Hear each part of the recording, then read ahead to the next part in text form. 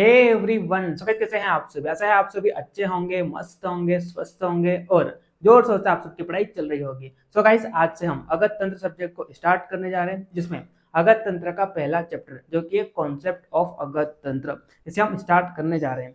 आज का lecture introductory lecture होने वाला है, जिसमें हम देखेंगे व्हाट इज मीनिंग ऑफ अगत तंत्र।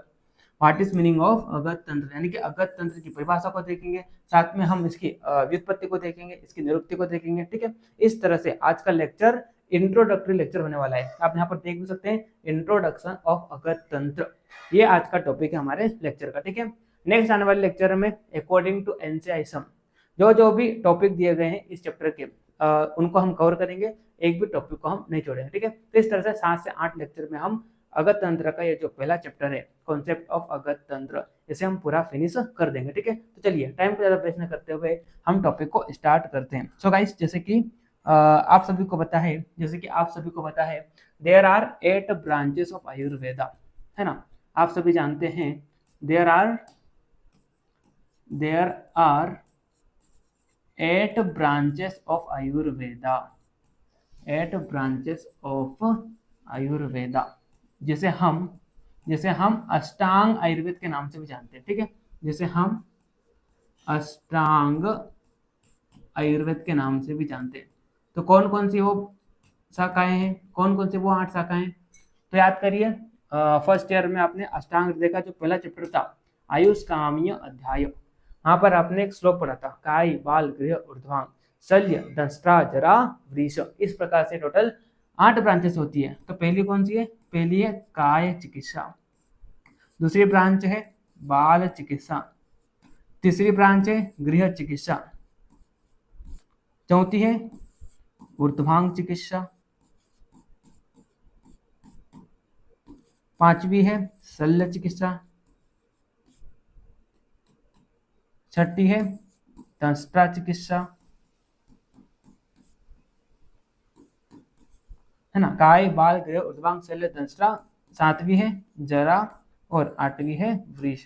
ठीक है, इस प्रकार से टोटल कितनी शाखाएं हैं आयुर्वेद की? 8 शाखाएं हैं। There are 8 branches of Ayurveda. ठीक है, जिसमें से आपको ये जो छठी ब्रांच दिखाई दे रही है ना, जिसमें से आपको ये जो छठी ब्रांच दिखाई दे रही है, जिसे क्या कहा गया है? जिसे कहा गया है दंष्ट्रा चिकित्सा।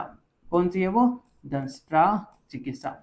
तो यहाँ पर आपको ये जो दंष्ट्रा शब्द दिखाई दे रहा है, इसका मतलब क्या होता है? इसका मतलब होता है किसी भी जानवर के डसने के कारण शरीर में जो विष उत्पन्न होता है, उसे हम क्या कहते हैं? उसे हम कहते हैं दंष्ट्रा। ठीक है, तो इस तरह से किसी भी जानवर के काटने से या डसने से हमारे शरीर में जो विष गया है और उस विष के कारण जो भी रोग उत्पन्न होते हैं, तो उन रोगों को जिस ब्रांच के द्वारा, जिस चिकित्सा के द्वारा शांत किया जाता है, उसे हम क्या कहते हैं? उसे हम दंष्ट्रा चिकित्सा कहते हैं। उसे हम क्या कहते हैं? उसे हम दंष्ट्रा चिकित्सा कहते हैं। ठीक है, यहाँ पर जो दंष्ट्रा चिकित्सा आपको ये जो दिखाई दे रहा है, इसे अगत तंत्र के नाम से भी जाना गया है। इसे अगत तंत्र के नाम से भी जाना गया। ठीक है, तो इस तरह से अगत तंत्र का मतलब क्या हो जाएगा? अगत तंत्र का मतलब हो जाएगा आयुर्वेद की वह शाखा जिसमें क्या किया जाता है? जिसमें किसी भी जानवर या किसी भी विष के कारण हमारे शरीर में जो भी रोग उत्पन्न होता है, तो उस रोगों को शांत किया जाता है। तो उस ब्रांच को हम क्या कहते हैं? अगत तंत्र कहते हैं। ठीक है, अगत तंत्र में ये जो आपको अगत शब्द दिखाई दे रहा है ना, अगत तंत्र में आपको ये जो अगत शब्द दिखाई दे रहा है, अगर हम इसकी व्युत्पत्ति की बात करें, है ना, अगर हम इसकी व्युत्पत्ति की बात करते हैं, तो अगर आप क्या करते हो, अगर आप क्या करते हो, अगर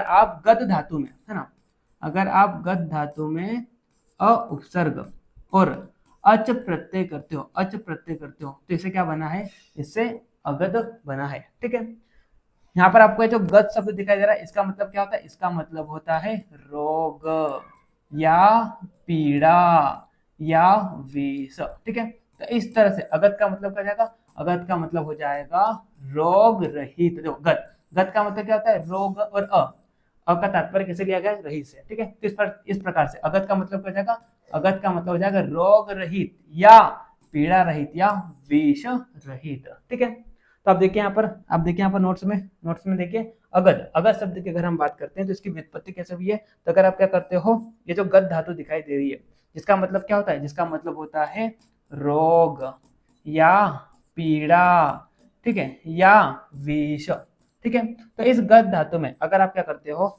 अ उपसर्ग लगाते हो, अच प्रत्यय करते हो, तो इससे क्या बना है, इससे अगध शब्द बना है, जिसका मतलब क्या होता है, इसका मतलब होता है रोग रहित या पीड़ा रहित, ठीक है, या विष रहित, ठीक है। चलिए फिर आगे हम बढ़ते हैं।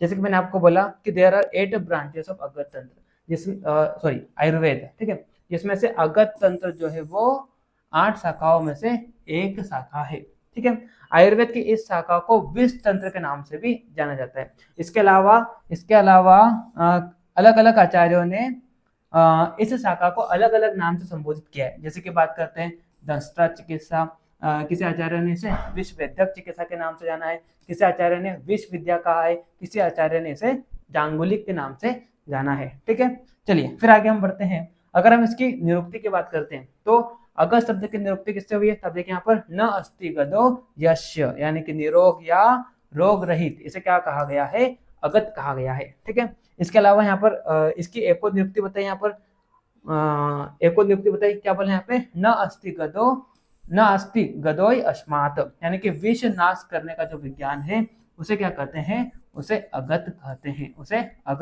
ठीक है। तंत्र की बात करते हैं तो तंत्र का मतलब क्या होता है, देखिए यहाँ पर त्रायते शरीर मनेन इति तंत्रम, यानी कि संरक्षण करना।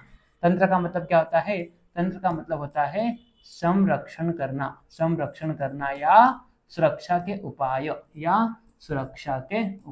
ठीक है। तो आयुर्वेद में तंत्र का मतलब क्या होता है, संरक्षण करना या सुरक्षा के उपाय, ठीक है, सुरक्षा के उपाय, ठीक। चलिए तो इस तरह से अभी हमने क्या देखा, अगध तंत्र की व्युत्पत्ति और निरुक्ति को देखा, ठीक है। देखिए यहाँ पर तंत्र का शाब्दिक अर्थ किससे लिया गया है, संरक्षण या रक्षा के उपाय, ठीक है। आयुर्वेद में तंत्र से तात्पर्य उन विधियों और प्रक्रियाओं से लिया गया है जो शरीर को स्वस्थ रखने के लिए आवश्यक है, ठीक है। तो इस तरह से अगध तंत्र क्या है, अगध तंत्र का मतलब क्या हो जाता है, अगध तंत्र वह ब्रांच है जिसमें क्या क्या आता है, जिसमें किसी भी विष के द्वारा हमारे शरीर में जो भी रोग उत्पन्न होते हैं तो उस विष को जिस ब्रांच के द्वारा, जिस चिकित्सा के द्वारा शांत किया जाता है ना, उसे हम क्या कहते हैं, उसे हम अगध तंत्र कहते हैं, ठीक है। अब आगे देखिए, आगे यहाँ पर अलग अलग आचार्यों ने अपने अकॉर्डिंग अलग अलग परिभाषा दिया अगध तंत्र की, ठीक है।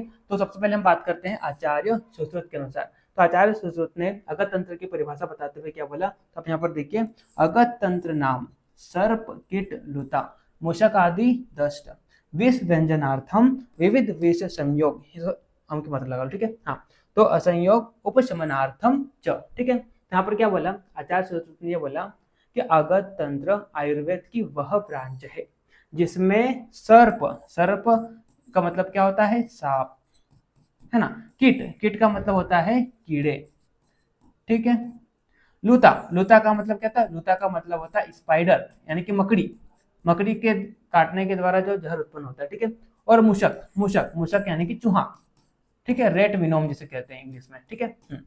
तो क्या बोला आचार्य सुश्रुत ने बोला कि अगध तंत्र आयुर्वेद की वह ब्रांच है जिसमें क्या कहता है, जिसमें सांप, कीड़े, मकड़ी और चूहा, है ना, इनके डसने के द्वारा, दस्त का मतलब क्या होता है, दस्त का मतलब होता है डसना, ठीक है।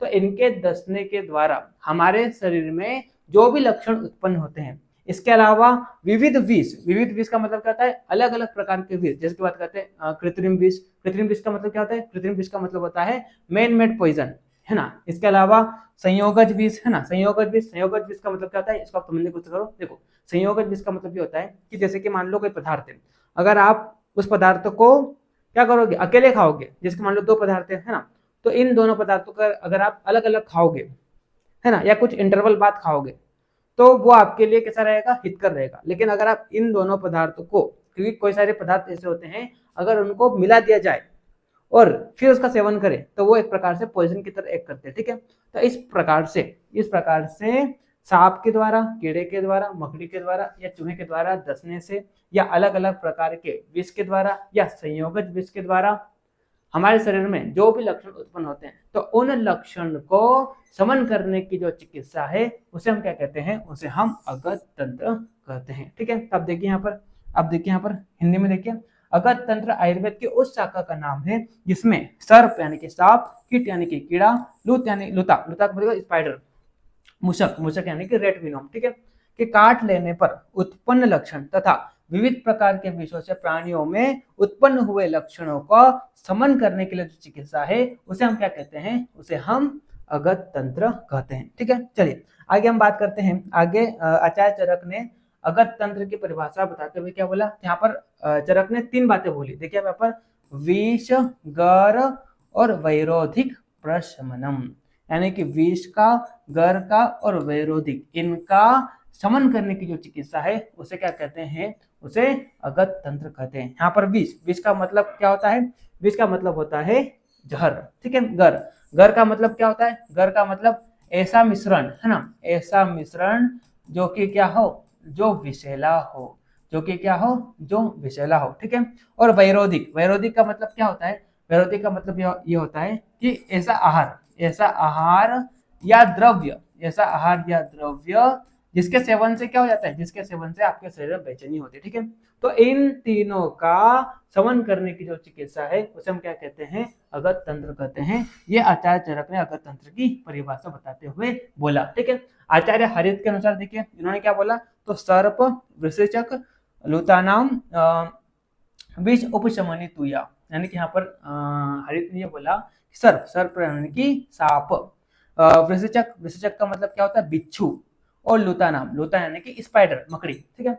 तो इन तीनों के काटने या डसने से हमारे शरीर में जो लक्षण उत्पन्न होते हैं तो उन लक्षणों को शांत करने की, उन लक्षणों को शमन करने की जो चिकित्सा है उसे हम क्या कहते हैं, उसे हम अगत तंत्र कहते हैं। सा चिकित्सा विष तंत्र च नाम प्रोक्ता मनीषी भी, ठीक है।